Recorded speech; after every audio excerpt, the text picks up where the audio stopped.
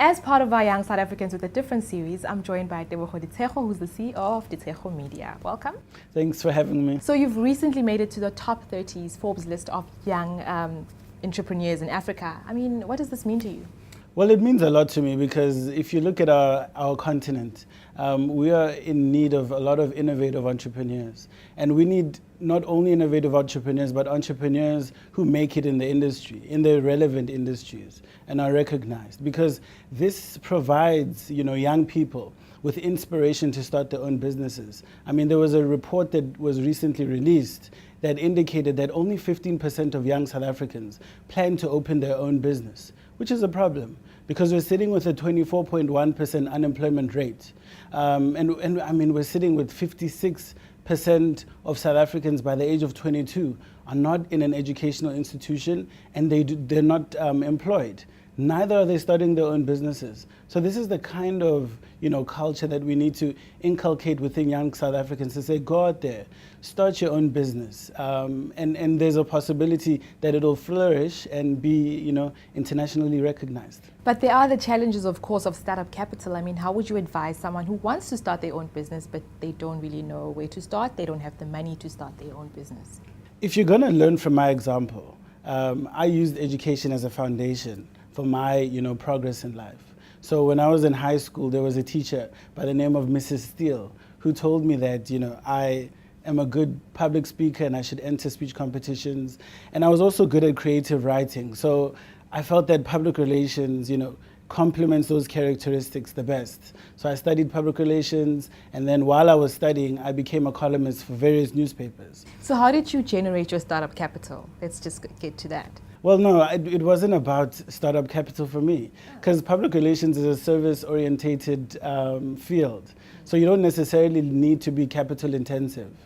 So, I mean, and again, I used a lot of variable costs. There's a misconception that you need a lot of capital to start any business. And there's a difference between fixed and variable costs. Variable costs includes hiring freelancers to assist you with, services that you won't be able to afford on a permanent basis. But fixed costs is where you have a permanent responsibility. And you don't necessarily always have to use fixed costs as a basis for starting your capital and planning your business moving forward. Let's speak about the fact that you made it to the semi-finals of Barack Obama's Young African Fellowship. I mean, what does this entail? Well, the Young African Leaders Initiative, which is the Washington Fellowship, is it's a project which seeks to identify young potential African leaders and then provide them with mentorship and also access to markets in order for them to be able to, spread their wings.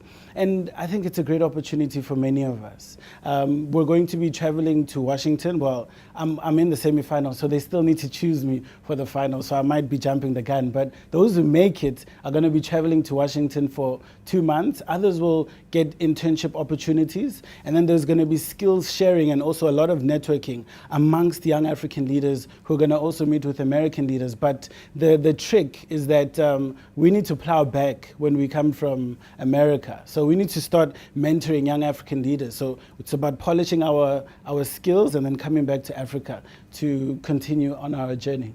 Wow, congratulations on that, and I totally hope that you make it because you are making a mark for our country. And what advice would you give to young people that are just challenged at the moment? They don't know what to do. They're just in and out of school and in and out of business, and they're just struggling. Well, I've learned from a variety of people in history, from your Steve Bikos to your Nelson Mandelas. But in terms of business, I've learned a lot from Warren Buffett. And I read his book called The Snowball, which was written by Alice Schroeder. And there was a point where Warren Buffett and Bill Gates were sitting at a dinner table. And Warren Buffett's father asked them, so what is your secret to success? And Warren Buffett said it's focus. And Bill Gates agreed that, yes, it's focus. So I would say that young people should be focused.